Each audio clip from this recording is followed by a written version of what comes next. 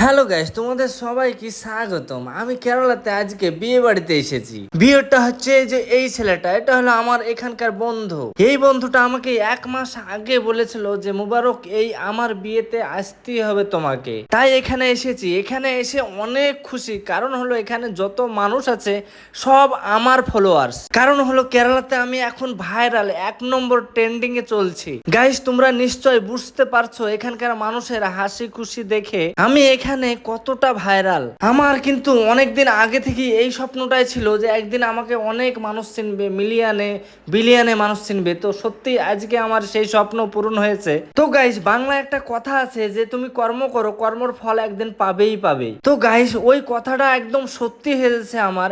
আমি অনেক দিন আগে টিকটক ভিগো এইসব করতাম, আমাদের গ্রামের মানুষ অনেক কিছুই বলেছে।